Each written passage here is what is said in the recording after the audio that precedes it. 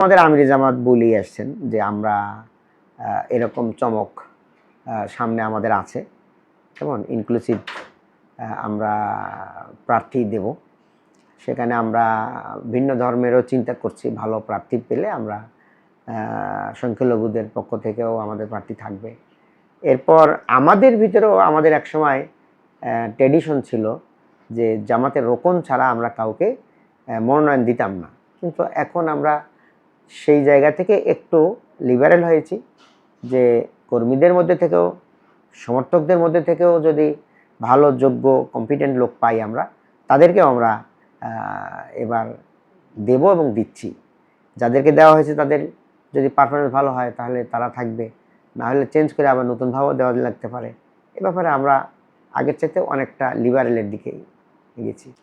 BNP তারা নিজেদের মধ্যে দলাদলি, মারামারি, গ্রুপিং, চাঁদাবাজি এগুলো করে নিজেদের প্রায় 1000-এর উপরে কর্মীকে তারা নিজেরাই মার্ডার করেছে।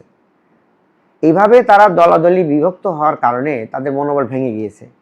অপরদিকে ইউনিভার্সিটিগুলোতে ছাত্র শিবিরের বিজয়, সব কিছু মিলে এই মনোবল চাঙ্গা করার জন্য মির্জা ফখরুল সাহেব তাদেরকে মনোবল চাঙ্গা করার জন্য এই কথাটা বলতে পারে যে আগামীতে জামাত সুসংগঠিত হলেও নির্বাচনে ভালো করবে বিএনপি।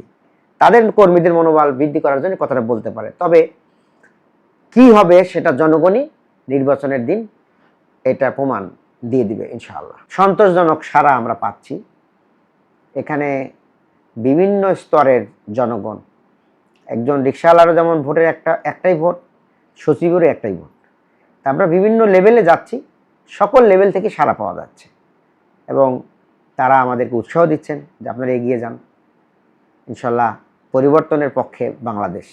তারা উৎসাহ দিচ্ছে আমাদেরকে, আমরা ভালো মনে করতেছি। প্রশাসনে থেকে উনি তো একজন সরকারের অংশ, পার্ট, তো সেই কথাটা উনি সরকারি লেভেলে বলবেন, উপদেষ্টা পরিষদের মিটিংয়ে বলবেন, চিফ অ্যাডভাইজারকে একান্তভাবে বলবেন। সেটা না বলে পাবলিককে বলে এখানে কোনো তো ফায়দা নাই। পাবলিককে বলা মানে কি, এটা একটা পাবলিকের দিকে ঠেলে দেওয়া যে জামাত বিএনপি ভাগাভাগি করে সরকার পরিচালনা করছে। তাহলে আপনার থাকার দরকারটা কি? জামাত বিএনপি যদি করে তাহলে আপনার উপদেষ্টা থেকে লাভ কি?